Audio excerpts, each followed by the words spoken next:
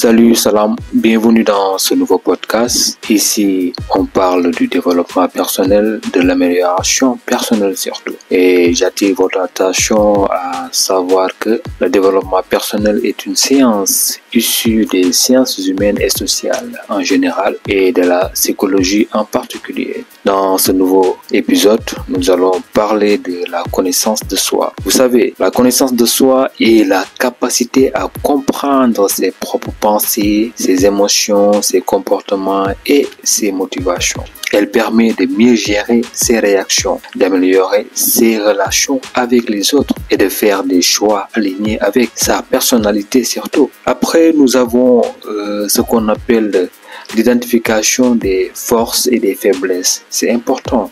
Pour pouvoir se connaître, il faut identifier ses forces, il faut identifier ses faiblesses. Reconnaître ses forces, par exemple, sa créativité, son sens de l'organisation, l'empathie, accompagner les gens qui sont en difficulté, permet de les valoriser dans sa vie personnelle et aussi professionnelle. Après avoir identifié ses forces, il est important aussi d'identifier ses faiblesses. Exemple, si vous êtes impatient, difficulté à dire non, peur de l'échec, peur de faire des erreurs, être tout le temps dans sa zone de confort, par peur de sortir et de faire des erreurs, de se faire critiquer. Ça aussi, c'est des choses qu'il faudra améliorer.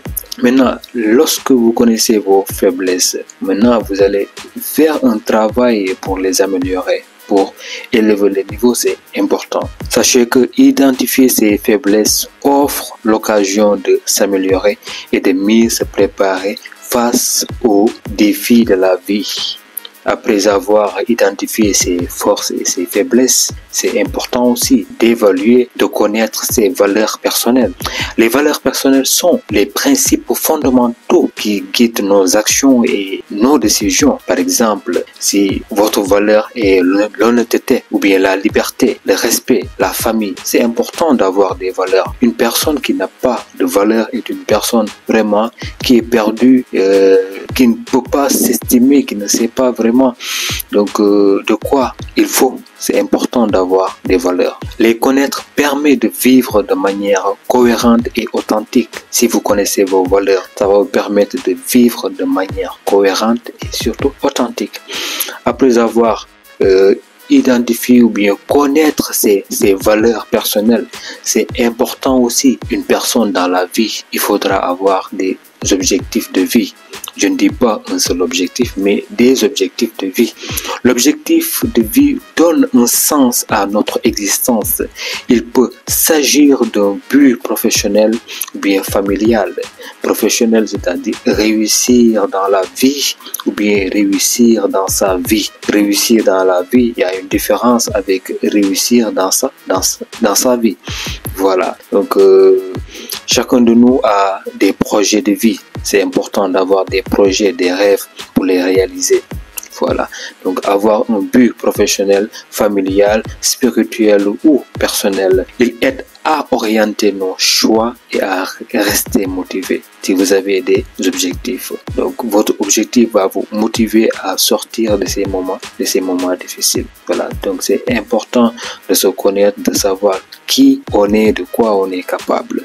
En somme, se connaître est la première chose que vous devez faire pour ensuite pouvoir avancer dans la vie et dans vos projets. Si vous ne vous connaissez pas, dans les moments difficiles, vous aurez du mal à vous en sortir. Si vous tombez, vous aurez du mal à vous lever. Si ça ne marche pas et que vous n'avez pas réussi ce projet et que vous manquez les moyens, quand vous ne vous connaissez pas, quand vous n'avez pas le mental, quand vous ne connaissez pas vos points forts et vos faiblesses, vos valeurs, pourquoi vous vous êtes engagé dans cette chose, vous risquez de ne pas réussir. C'est important la connaissance de soi.